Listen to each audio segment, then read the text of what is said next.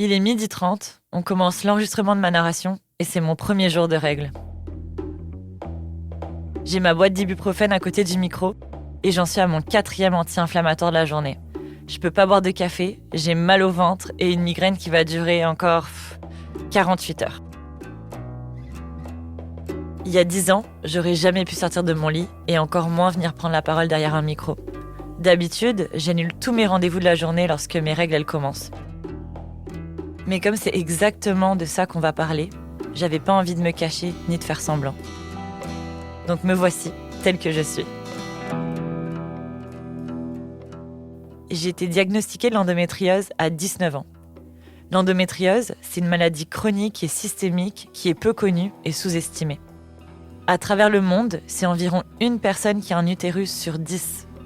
Au Canada, près de 2 millions de personnes vivent avec cette maladie.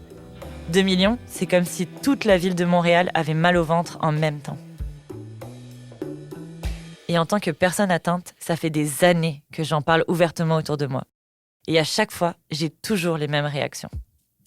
C'est quoi ça? En fait, c'est des cellules qui s'accrochent. Est-ce que ça veut dire que tu saignes beaucoup? Moi, ça dépend de plein de choses. Peux-tu avoir des enfants? Il y a des fois où je vais... Est-ce que ça se traite? Est-ce que tu as un médecin spécialisé? C'est compliqué parce que tu peux prendre la pilule. Ah, moi aussi j'ai des crampes, mais bon, C'est sûrement pas grave, là. Avoir mal, c'est pas normal. J'ai rapidement compris que j'étais pas la seule à vivre avec ces douleurs chroniques et qu'on se pose tous les mêmes questions sans réponse. En tant que productrice de balado, je suis rarement derrière le micro. Mais si aujourd'hui je raconte mon histoire, c'est parce que j'ai espoir qu'un jour on arrête de souffrir en silence. Salut, je m'appelle Lia Ferranti et je suis atteinte d'endométriose. Si je produis ce balado, c'est pour qu'on comprenne ce que ça veut dire de vivre avec cette maladie qui touche une femme sur 10. L'endométriose, ça s'infiltre dans toutes les sphères de nos vies et c'est pour ça qu'il faut en parler. Pourquoi on parle si peu de cette maladie ? Pourquoi c'est si difficile de se faire diagnostiquer ? Peut-on espérer qu'un jour des traitements efficaces existent ? Dans cette série de 5 épisodes, on cherche des réponses à ces questions. Tous les témoignages que vous allez entendre dans ce balado ont été recueillis par les journalistes Aurélia Crémou et Alexia Boyer. Elles sont allées à la rencontre de celles et ceux qui vivent avec l'endométriose au quotidien ou qui travaillent à mieux la comprendre et la soigner. Pour bien comprendre l'endométriose, on reprend à la base. Le cycle menstruel, il commence le premier jour des règles. À ce moment-là, l'endomètre, qui est la paroi interne de l'utérus, elle se désagrège et s'évacue sous forme de saignement. C'est ce qu'on appelle les menstruations ou les règles. Une fois les saignements terminés, l'endomètre il recommence à s'épaissir progressivement, en prévision d'une éventuelle grossesse. Et s'il n'y a pas de fécondation, il se détache à nouveau au cycle suivant. Moi-même, ça m'a pris du temps à comprendre qu'en fait, le sang des règles, c'est l'endomètre. Mais l'endométriose, c'est autre chose encore.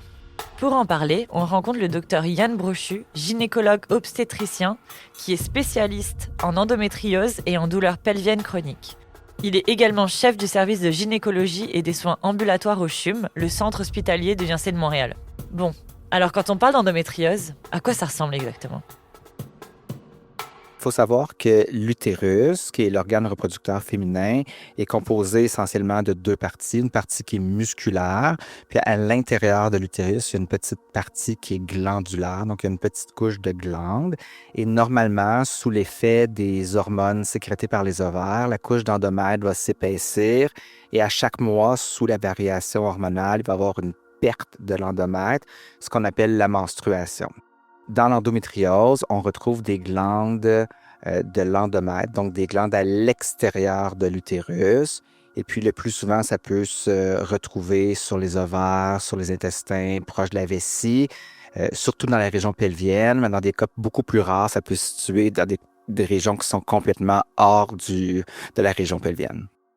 Comme le docteur Yann Brochu, la majorité des experts et des expertes y travaillent en gynécologie. Pourtant, c'est pas une maladie dite gynécologique, justement parce qu'elle peut s'étendre partout dans le corps. Et c'est pour ça qu'on parle plutôt de maladie systémique. Pour revenir à ce que nous explique le docteur Yann Brochu, ces tissus anormaux, ils forment ce qu'on appelle des lésions. Et le problème avec ces lésions, c'est qu'au moment des menstruations, elles réagissent elles aussi aux hormones. Donc elles s'épaississent, elles saignent, peu importe où elles se trouvent. Souvent, les lésions, elles sont présentes dans la région pelvienne. C'est la zone qui se trouve à l'intérieur du bassin, où se situent l'utérus, le vagin, les ovaires, les trompes de Fallope et le rectum. Donc au lieu d'avoir des saignements uniquement à l'intérieur de l'utérus, le sang il peut s'accumuler ailleurs dans le corps. Et c'est ça qui cause la douleur. On en discute avec la docteure Valérie Kingsbury, gynécologue à l'hôpital Notre-Dame à Montréal. Ces cellules-là vont saigner. C'est sûr que, tu sais, on s'entend, c'est pas du sang. Les patients n'auront pas, tu sais, un litre de sang dans le ventre, là. Mais ça va quand même faire de l'inflammation. Donc, ça crée un cycle d'inflammation à chaque fois qu'on est menstrué, finalement. Généralement, ça va surtout se présenter par des douleurs aux menstruations. Il y a certaines patientes chez qui les douleurs vont aller même de l'ovulation jusqu'aux menstruations. La première question qui me vient, c'est « Mais il va où le sang de ces lésions? Parce qu'il ne peut pas être évacué par le vagin comme les règles ?» Il n'y aura pas nécessairement beaucoup de sang ou ça va être léger, mais le sang est réabsorbé, en fait, dans notre ventre. Le problème, c'est que le sang, c'est vraiment très inflammatoire. Les lésions d'endométriose elles-mêmes aussi. Donc, à long terme, ça peut faire en sorte que les organes collent ensemble, d'où tout le problème de l'endométriose, en fait. En plus, les lésions d'endométriose, elles se ressemblent pas toutes. L'intensité de l'inflammation et de la douleur va varier selon où les lésions se trouvent, leur profondeur et leur nombre. Certaines sont superficielles, d'autres plus profondes. Et ce qui complique encore plus les choses, c'est qu'il n'y a pas de lien direct entre la quantité de lésions et la douleur ressentie. On peut avoir beaucoup de lésions et peu de symptômes, ou très peu de lésions et énormément de douleurs. Il existe d'ailleurs 4 stades de la maladie en fonction de son avancement. Ce qui est mystérieux avec l'endométriose, c'est qu'il y a des patientes qui vont avoir de l'endométriose de stade 1, qui est quand même léger, des lésions superficielles, qui vont se présenter avec énormément de douleurs. Puis j'ai des patientes qui ont un stade 4, donc, tu sais, on appelle ça presque un frozen pelvis, là, que les ovaires, souvent, tu sais, il y a des kystes d'endométriose sur les ovaires, il y a tellement d'inflammation que, tu sais, rien ne bouge là, dans le pelvis. Puis ces patientes-là, des fois, n'ont presque pas de douleur. Donc, la douleur et la symptomatologie ne va pas nécessairement représenter la gravité ou l'importance des lésions. Puis c'est ça qui est un peu... difficile, tu sais, même dans le diagnostic puis dans le traitement, en fait. Il y a des patients chez qui ça va se transformer en douleur chronique, donc elles vont avoir de la douleur à tous les jours. Puis ça va aussi se présenter par des douleurs aux relations, mais plutôt des douleurs profondes, donc profondément dans le vagin. C'est surtout quand les ligaments de l'utérus, qui se retrouvent entre autres là, dans le fond du vagin, vont être affectés par l'endométriose. Donc, on n'en meurt pas de l'endométriose. Par contre, ça fait quand même énormément de douleur, beaucoup d'inflammation. Puis malheureusement, à chaque fois qu'on est menstrué, il y a un potentiel d'aggravation de la maladie. Donc, quand il faut investiguer, c'est vraiment... C'est normal d'avoir de la douleur à ces menstruations jusqu'à un certain point. Par contre, si les douleurs ne sont pas soulagées par une médication de base comme Tylenol, Advil, si jamais il y a un impact sur la qualité de vie, sur le travail, l'école, par exemple, j'ai des patientes qui perdent connaissance, la douleur aux relations qui fait en sorte qu'on a des douleurs qui sont plus satisfaisantes. Je pense que c'est vraiment là qu'il faut aller consulter. À 17 ans, c'est la douleur qui m'a fait consulter une gynécologue pour la première fois. Chaque mois, j'étais pliée en 2 pendant mes règles et les médicaments, ça changeait rien. J'avais des saignements extrêmement abondants et j'en faisais parfois même des malaises. Avec l'expérience, j'ai fini par comprendre que si ces antidouleurs ne faisaient pas effet, c'est parce que je les prenais pas au bon moment ni de la bonne manière.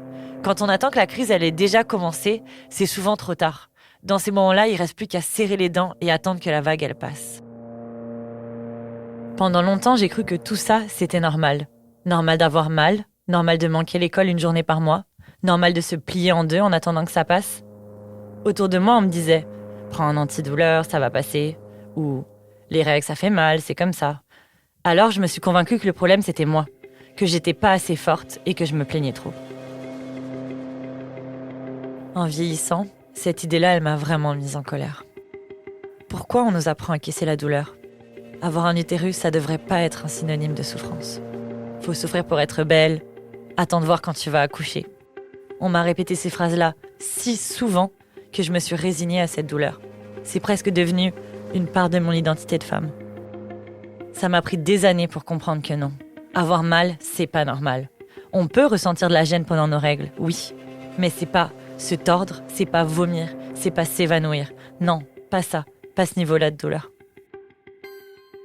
Et pourtant, écouter cette douleur, ça peut être une piste, voire un indice.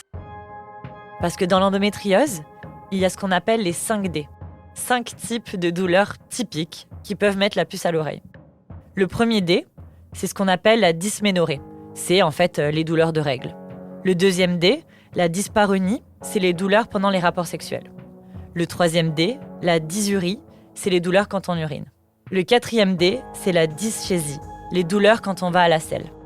Et enfin, le cinquième, c'est les douleurs pelviennes chroniques. Ces 5 types de douleurs, elles peuvent se présenter en même temps ou séparément. Ça dépend des cas et des personnes, mais c'est très souvent le premier signal d'alerte pour aller consulter. Donc, minimiser la douleur, c'est aussi passer à côté des premiers signaux de l'endométriose. Mais c'est aussi retarder la consultation et donc retarder le diagnostic. Et même quand on consulte pour ça, c'est souvent loin d'être suffisant, comme l'explique le docteur Brochu. Oui, donc il y a 3 façons de diagnostiquer la maladie. La première façon, c'est vraiment les informations cliniques. Donc, typiquement, les gens qui ont de l'endométriose ont des règles douloureuses. Ça apparaît habituellement dès l'adolescence. Et puis, avec le temps, les règles deviennent de plus en plus douloureuses. Et avec le temps, si on ne fait rien, il peut aussi avoir des douleurs lors de l'ovulation. Puis, si on ne fait rien, il peut avoir des douleurs durant toute la durée du cycle. Mais au départ, c'est une maladie douloureuse cyclique. Habituellement, lorsqu'on a ce type de douleur-là, on peut considérer fortement que la patiente a de l'endométriose. Donc ça, c'est une des façons. Les autres façons, c'est radiologique. Donc, lorsqu'on fait une échographie ou une échographie spécialisée en endométriose, là, c'est un peu technique, mais il y a différentes techniques. Ou encore, lors d'une résonance magnétique, il y a des caractéristiques radiologiques qui sont très fiables pour avoir un diagnostic d'endométriose. Et la dernière façon de faire un diagnostic, c'est chirurgical. Donc, si on opère une patiente puis qu'on voit de nos yeux de l'endométriose, ben, ça pose le diagnostic. Pour moi, obtenir un diagnostic formel, ça a pris du temps. Comme pour beaucoup de personnes, mon histoire, elle est un peu compliquée. Quand on a nos règles pour la première fois, tout est nouveau, tout est intense. Et c'est quasiment impossible de faire la différence entre ce qui est normal et ce qui l'est pas. C'est ma mère qui a été la première à avoir la puce à l'oreille. Elle voyait bien que c'était pas normal, mais elle savait pas comment m'aider non plus. Je n'entendais absolument pas parler de l'endométriose à cette époque-là, absolument pas. J'avais un peu mal, mais pas autant que toi, pas du tout. Tu souffrais, les femmes souffraient, mais on n'en parlait absolument pas. Et à partir de là, le processus, il a commencé. J'ai passé des échographies, des IRM pelviens, des tests sanguins. On a été, je m'en rappelle, toutes les deux. Ouais. Et le résultat, c'est qu'ils ont dit, non, tu n'avais pas d'endométriose. Dans l'IRM. C'était des spécialistes, voilà, un IRM. C'était des spécialistes, ça t'avait donné l'adresse et tout ça. Ouais. Et voilà, donc j'étais contente, je me suis dit, ouf, mais même toi, tu étais contente, Oui. bien sûr. Ce à quoi ma mère fait référence, c'est à mon premier IRM, où on m'a dit que j'avais pas d'endométriose visible. Ce que j'ai su plus tard, c'est que c'est normal parce qu'on voit pas toujours l'endométriose par IRM. Et au final, ça m'aura pris 4 ans pour obtenir un diagnostic en France. 4 ans, ça paraît interminable, et pourtant, c'est allé vite comparé à beaucoup d'autres. Parce qu'au Canada, le délai moyen pour confirmer une endométriose tourne plutôt autour de 5 ans. Pourquoi c'est si long ? D'abord, comme on l'a vu un peu plus tôt, la douleur elle n'est pas proportionnelle à la quantité de lésions dans le corps. Mais aussi parce que, malheureusement, certains professionnels de santé ne connaissent pas bien la maladie et banalisent les règles douloureuses. Mais obtenir un diagnostic, ça fait pas disparaître les douleurs. Après ça, faut encore trouver comment les traiter. Et là aussi, c'est un autre parcours du combattant. Mais le traitement, ultimement, c'est d'arrêter les menstruations pour briser ce cycle d'inflammation-là. Puis, je te dirais qu'il y a 2 grandes classes de médicaments qui vont nous aider à faire ça. Donc, il y a les progestogènes, qui sont des médicaments qui ressemblent à la progestérone. Puis, le rôle de cette hormone-là, c'est de venir amincir beaucoup l'endomètre jusqu'au point où on arrête les menstruations. Donc, la progestérone va amincir l'endomètre dans l'utérus, mais aussi, dans le fond, les lésions d'endométriose. Puis, généralement, ça va aider quand même beaucoup les patientes là, au niveau de leurs symptômes. Ceci dit, il peut y avoir des effets secondaires, évidemment, de la progestérone, parce qu'on la donne quand même souvent à plus haute dose. On peut donner la pilule contraceptive régulière, en fait, là, pour traiter l'endométriose. Ceci dit, des fois, ça fonctionne un petit peu moins bien que la progestérone parce que l'estrogène qui est présent dans la pilule régulière, elle va venir un peu stimuler les plaques d'endométriose. Fait que souvent, quand les patientes ont beaucoup de symptômes, on va aller plutôt vers la progestérone. Les effets secondaires de la progestérone en général, c'est une douleur au sein qui normalement va partir là, après quelques semaines, des fois quelques mois avec la progestérone à plus haute dose. Ça peut baisser la libido. Ça, c'est quelque chose qu'on voit fréquemment avec les hormones. Ça peut jouer sur l'humeur aussi. Ça peut donner de l'acné. Puis ça peut augmenter la pilosité aussi, là, dépendamment quel médicament qu'on choisit. Je dirais que c'est ça principalement, les symptômes. Évidemment, il y en a plein. Là. Si vous allez chercher ça à la pharmacie, il y a comme un livret de symptômes. Mais je dirais que ça, c'est les plus fréquents. Ensuite, dans les autres grandes classes de médicaments qu'on peut prescrire, c'est des médicaments qui vont ménopauser la patiente. Dans le fond, comme j'ai dit tantôt, la ménopause, c'est comme le remède ultime.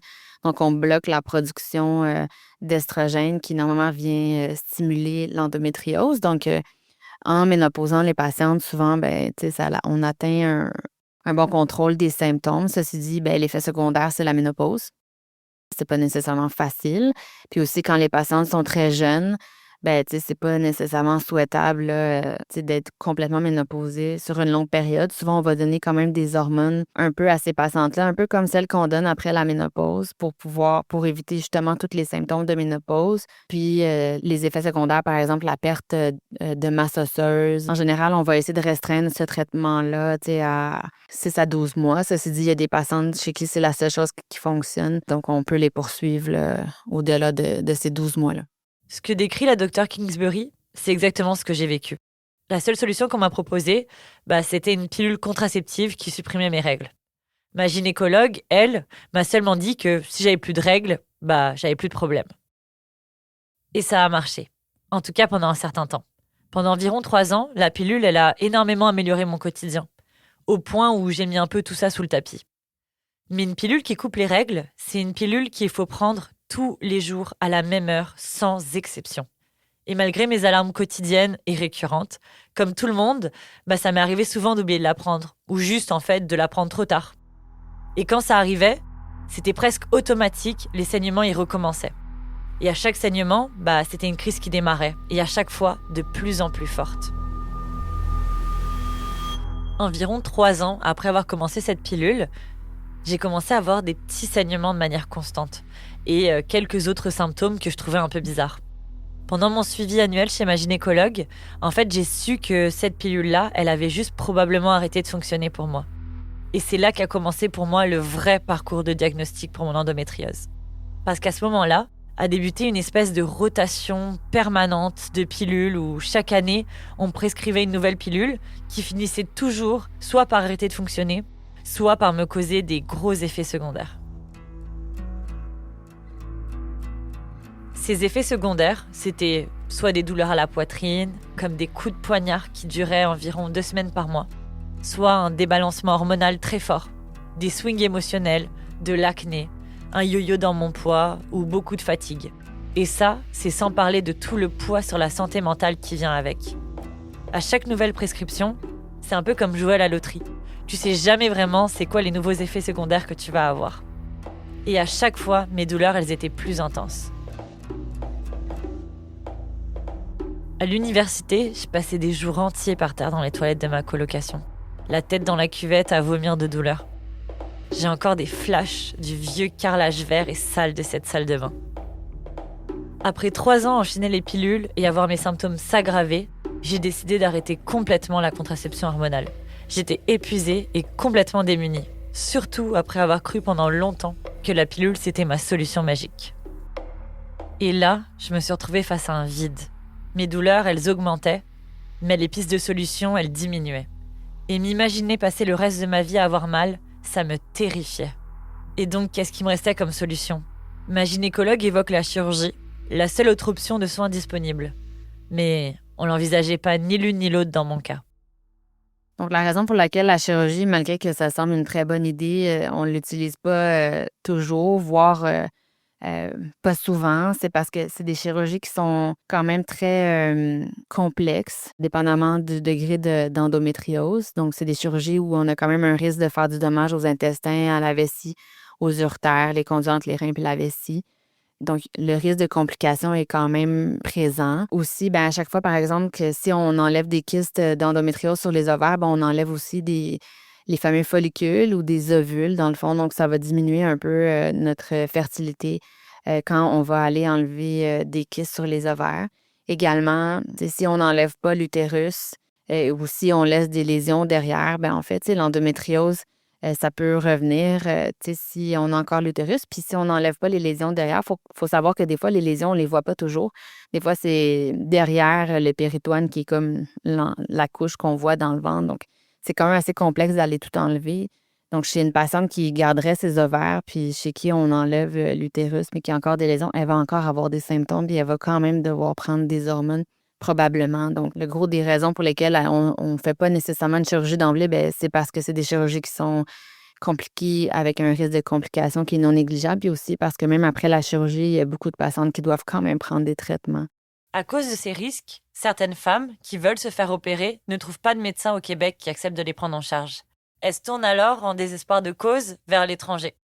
C'est le cas de Stéphanie Page, qui est allée jusqu'en Roumanie pour se faire soigner dans une clinique spécialisée. Puis moi, j'ai choisi la Roumanie parce que spécifiquement, il y a un groupe Facebook qui s'appelle Canadian Traveling to Bucharest for Endometriosis Surgery. Puis là-dedans, il y a comme plus que 1000 femmes qui sont allées puis qui racontent leur histoire. Comme Stéphanie, moi aussi je me suis mise à chercher des réponses sur Internet, à lire des témoignages, à comparer des parcours, à essayer de comprendre ce qui m'arrivait en fait. Parce que cette absence de réponse et cette impression de devoir tout comprendre seul, ça crée un profond sentiment d'impuissance et d'injustice. On a l'impression de devoir tout décoder soi-même. Qu'est-ce qui cause la douleur? Comment la calmer? Où se faire soigner? Et la culpabilité, elle s'ajoute aussi. Est-ce que j'ai fait quelque chose de pas correct? Est-ce que c'est génétique? J'ai passé des heures à lire et à tenter de mieux comprendre ma maladie. Et ce que j'en ai retenu, c'est qu'on ne sait pas encore vraiment pourquoi l'endométriose se développe, ni d'où elle vient. Mais des médecins comme le docteur Brochu ont certains éléments d'explication. Qu'on n'est pas complètement certain de l'origine de toute l'endométriose. Il y a probablement différents sous-types d'endométriose. Par exemple, on sait que certaines patientes qui ont seulement une atteinte du péritoine. Le péritoine, c'est l'espèce de tissu qui recouvre tous les organes à l'intérieur de l'abdomen. Donc, c'est ce qu'on appelle une forme péritonéale. Il y a une forme qui touche plus les ovaires, donc la forme ovarienne. Puis, il y a une forme qui est plus rare, heureusement, mais qui s'infiltre plus profondément, donc proche des uretères, de la vessie, des intestins, qu'on appelle l'endométriose profondément infiltrante. Puis probablement que ce ne sont pas les mêmes facteurs de risque pour chacune de ces formes-là. Certainement qu'il y a un facteur génétique qui joue dans tout ça. On sait que les femmes qui ont de l'endométriose dans leur famille, leur mère, leur soeur, leur tante ont plus de risques d'avoir de l'endométriose, mais c'est certainement pas le même facteur. Dans mon cas, je me suis demandé si c'était pas une question de génétique. Parce que dans ma famille maternelle, toutes les femmes ont eu des problèmes d'infertilité, ce qui est d'ailleurs souvent associé à l'endométriose. Mais au-delà du facteur génétique, il peut y avoir d'autres explications. Puis là, il y a plusieurs hypothèses qui peuvent expliquer l'endométriose. Celle qui était la plus répandue, c'est le reflux menstruel. Donc, on pense que lorsque les femmes ont des règles puis que ça sort par le vagin, il peut y avoir un peu de sang et d'endomètre qui reflue au travers les trompes. Puis là, l'endomètre peut venir s'installer à l'intérieur du ventre. Donc ça, c'est une théorie qui a été très populaire, qui explique probablement une partie ou une grande partie des gens atteints d'endométriose. On pense aussi que une autre théorie, que sous l'effet de l'inflammation, puis les sources d'inflammation peuvent être diverses, que les cellules à l'intérieur de l'abdomen peuvent se transformer en cellules qui ressemblent à de l'endomètre. C'est la théorie de la métaplasie cœlomique. Il y a des partisans de un et de l'autre, puis il y a différentes autres sortes d'explications à l'endométriose, mais vraiment que la réponse, c'est un combiné de tout ça, le facteur génétique, reflux, métaplasie. Je pense certain qu'il y a une réponse unique à votre question, puis ça fait un peu partie du problème, c'est qu'on ne s'explique pas complètement la physiopathologie de l'endométriose. Le docteur Brochu vient de le dire. Il n'y a peut-être même pas de réponse unique aux causes de l'endométriose. Plusieurs personnes avec qui on a parlé, dont Mathieu Leonardi, le chirurgien gynécologue et échographe au centre médical de l'université McMaster en Ontario, nous rappellent que l'endométriose n'est plus seulement considérée comme une maladie gynécologique. Endometriosis is no longer considered to be a gynecologic disease. It is considered to be a full body disease. It affects organs. Comme l'explique le docteur Leonardi, l'endométriose est une maladie qui touche tout le corps et qui peut donc aussi affecter des organes éloignés de la région pelvienne, comme le diaphragme et les poumons, mais aussi le système de la douleur et la santé mentale. The mental health system, it affects the pain system, it affects energy. Un des exemples les plus frappants de ça, c'est le témoignage de Tiffany Clovin, qui s'est retrouvée avec un kyste de 14 cm. C'est à peu près la taille d'un pamplemousse. Imaginez vivre avec ça à l'intérieur de soi. Tiffany, elle incarne un des nombreux exemples de patientes dont la maladie a envahi tout l'espace, à la fois celui du corps et aussi celui de sa vie. Moi, à ce moment-là, j'ai dû arrêter de travailler, donc j'avais plus de salaire qui rentrait. Donc j'avais, c'est ça, la chance d'avoir des fonds, mais qu'on fondu dans cette année-là. On parle de tout ce que la maladie peut impacter. C'est pas seulement ta trajectoire de soins et services, c'est ta trajectoire financière, ta trajectoire relationnelle, ta trajectoire familiale, ta trajectoire professionnelle. Puis ça, moi, c'est venu impacter ma trajectoire professionnelle sévère, là. Comme je parle ouvertement du fait que j'ai de l'endométriose, ça arrive très souvent qu'on se confie à moi. Et ça arrive souvent parce qu'une personne sur 10, c'est énorme. Et encore, ce chiffre-là, il compte seulement celles qui ont un diagnostic. Souvent, ces personnes, elles n'arrivent pas à avoir de diagnostic, même avec beaucoup de symptômes qui les empêchent de vivre normalement. Parce que pour poser un diagnostic, il faut voir l'endométriose. Et c'est très difficile, même avec des IRM pelviens ou des échographies. Combien de fois j'ai entendu des proches me dire « J'ai enfin un rendez-vous pour un scan, je vais enfin avoir un diagnostic », pour finalement ressortir avec une conclusion glaciale. Pas d'endométriose visible. C'est tellement difficile de voir les lésions à l'imagerie que ma gynécologue française m'avait dit que selon elle, seulement 3 médecins dans un rayon d'une centaine de kilomètres étaient vraiment bien formés pour faire l'examen. 3 médecins pour plus d'1 million d'habitants. Ça veut dire des mois d'attente avant d'avoir un rendez-vous et des kilomètres à parcourir pour aller les voir. Alison Reynaud, qui travaille à développer un réseau d'entraide entre personnes atteintes d'endométriose, nous parle justement des difficultés liées à l'identification.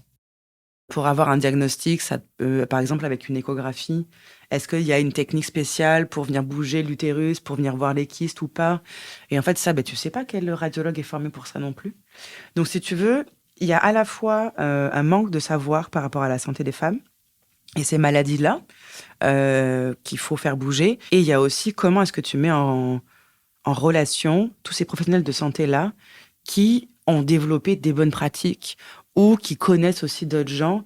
Et donc, en fait, pour pouvoir faire en sorte qu'ils se réfèrent des patientes et que ton diagnostic, au lieu de prendre 7 ans, est-ce qu'il pourrait prendre juste 3 ans? Et encore 3 ans, je trouve que c'est très long, mais c'est déjà mieux que 7. Depuis quelques années, Ziwig, un laboratoire français, a développé un test de dépistage salivaire, l'endotest. Ce test, qui permet d'obtenir une réponse sans avoir à traverser toutes ces épreuves, est disponible en France depuis février 2025. Stéphanie Chagnon est l'une des premières Québécoises à l'avoir expérimenté. Elle nous raconte comment ça s'est passé avec son médecin de famille. Quand j'ai été à son bureau pour mon rendez-vous, je lui ai demandé « Avez-vous pris connaissance du résultat de test de salive? » Et il m'a dit « Quel test? » Là, je lui ai dit « Écoutez, allez voir dans le dossier. J'ai envoyé mon test de salive pour le diagnostic de l'endométriose. » Donc, il a été voir. Et là, il regardait par-dessus ses lunettes devant son écran d'ordinateur. Et il me dit « il dit c'est positif. » J'ai dit « Il faut croire. » Il me dit on va pouvoir arrêter de dire que c'est dans ta tête en riant. Ce témoignage, il illustre très concrètement la minimisation que vivent encore trop de patientes. Pendant des années, on doute de leur douleur, on banalise leurs symptômes, on suggère un peu que c'est dans leur tête. Alors forcément, obtenir un diagnostic, ça change tout. C'est pas seulement un avis médical, c'est une validation. C'est la preuve que la douleur, elle est réelle, et c'est souvent aussi enfin la possibilité d'être prise en charge et prise au sérieux par le corps médical.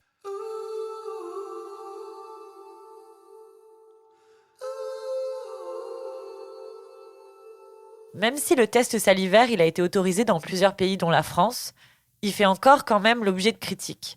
Et on abordera ce sujet dans l'épisode 3. N'empêche, la recherche médicale et les avancées scientifiques, elles aident à faire bouger les choses. Et pour que les choses, elles changent sur le plan médical, ça prend des personnes comme Alison Reynaud qui font de la mobilisation une priorité. Après, je suis arrivée à un point où là, j'ai commencé à avoir des douleurs qui te jettent à terre et où tu peux plus fonctionner. Et c'est comme ça que j'ai débuté en fait tout un parcours à la fois personnel de santé en endométriose et aussi tout un parcours d'advocate en fait. Comme beaucoup de personnes, Alison s'est tournée vers des groupes de soutien en ligne. Moi, quand j'étais perdue, ces groupes-là, en fait, même s'ils m'ont pas apporté une réponse à ce que je cherchais nécessairement, j'ai des femmes qui m'ont répondu. J'ai des femmes qui m'ont dit qu'elles étaient avec moi, des femmes que je n'avais jamais rencontrées. Il y a une forme en fait de communauté, de bienveillance que moi j'ai trouvé incroyable. Je pense que j'ai de la colère pour 100 personnes, mais c'est pas de la colère agressive, ça génère un mouvement en fait en fait, il faut qu'on construise quelque chose et puis il faut qu'on y aille ensemble et puis c'est maintenant. Cette volonté de transformer la douleur en action, on la retrouve aussi chez la fondatrice de l'association Endométriose Québec, Marie-Josée Thibert, qui est elle-même atteinte de la maladie. Qu'avec les 10 dernières années au sein d'Endométriose Québec, même si c'était un mouvement bénévole puis que ça fait seulement 3-4 ans qu'on est un organisme, j'arrive non seulement avec mon expérience personnelle, mais avec tout ce que j'ai entendu dans les 10 dernières années de la communauté. Donc, pour moi, c'est bien au-delà. Je suis là comme une représentante des personnes atteintes. Je suis pas là pour dire, ben Marie-Josée a vécu ci, ça. C'est un exemple, mais j'ai des milliers d'exemples en tête. D'ailleurs, Endométriose Québec a organisé un rassemblement en mai dernier qui s'appelle l'Endomarche. Avoir mal, c'est pas normal! Avoir mal, c'est pas normal! C'est une marche de solidarité, mais aussi un cri collectif pour dire que cette maladie, elle doit être reconnue et prise en compte. Et on va en parler plus longuement avec Marie-Josée dans le prochain épisode. Utérus en souffrance, mort de l'indifférence. En entendant tous ces témoignages, je me dis que l'endométriose, c'est vraiment pas juste une histoire de règles douloureuses. Honnêtement, même après des années à vivre avec, j'apprends encore. J'ai encore 1000 questions. Pourquoi est-ce qu'on le diagnostique si tard? Pourquoi si peu d'investissement? Pourquoi tant de personnes sont laissées à elles-mêmes? Derrière chaque diagnostic, il y a des choix douloureux, des renoncements, des arrêts de travail et trop souvent une grande solitude. Et pourtant, il y a aussi une force incroyable qui s'y cache. Tiffany, Stéphanie, Alison, Marie-Josée et tant d'autres en sont la preuve. Elles transforment leur parcours en savoir, en engagement et en action. Dans les prochains épisodes, on va voir comment cette maladie elle impacte non seulement la vie des patientes, mais aussi la société au complet. Je n'ai pas vécu d'accouchement, mais d'avoir mal comme s'il y avait quelque chose qui me ravageait l'utérus, vraiment. Les médecins me disaient tous « Ah, moi, je suis spécialiste de la fertilité, mais pas de l'endométriose. » Puis là, j'étais comme, ben, ça va ensemble, selon moi. Tu sais, comme 50% des femmes qui font de l'endométriose sont infertiles. Fait que, tu sais, faudrait que tu connaisses un minimum ça. Pour moi, ça a été une reconnaissance quasi nulle au Québec et puis en France, une prise au sérieux, en tout cas, des symptômes, du ressenti avec la maladie. Même encore aujourd'hui, les recherches excluent trop souvent les femmes en santé. Qui en subit les conséquences? Et comment le système de santé il pourrait enfin mieux nous accompagner? Il y a comme un marketing qui se crée là, autour de l'endométriose, là, puis ça, je trouve ça dangereux aussi. À quel moment est-ce que le curcuma, ça t'a enlevé un fibrome de 5 cm ou un kyste? Moi, j'ai jamais vu. Je peux dire que j'ai souffert plus de l'endométriose que du cancer. Donc, même si l'endométriose ne tue pas, ça peut tuer la qualité de vie. Si je devais résumer cet épisode en une phrase, je dirais que l'endométriose, c'est vraiment pas juste une douleur. C'est une vie entière qui se réorganise autour. Elle redessine les journées, les projets, les plans, et parfois même la façon dont on se perçoit soi-même. Et pendant que je termine cette première journée de narration, toujours avec mes règles et mes crampes en fond sonore, je me dis que c'est peut-être le point de départ le plus honnête pour raconter cette histoire. Ce balado est une production Alatra Média. À la production et à la narration, Lia Ferranti. Réalisé par Aimé Majot-Beauchamp, avec la collaboration journalistique et scénaristique d'Aurélia Crémou et Alexia Boyer. Merci à l'équipe d'Alatra Média et à Angélique Labadie. Merci aussi à l'équipe de Pivot, notre diffuseur officiel, et à notre partenaire Iris et Arlo. Et pour finir, un merci spécial à toutes les personnes qui ont accepté de témoigner.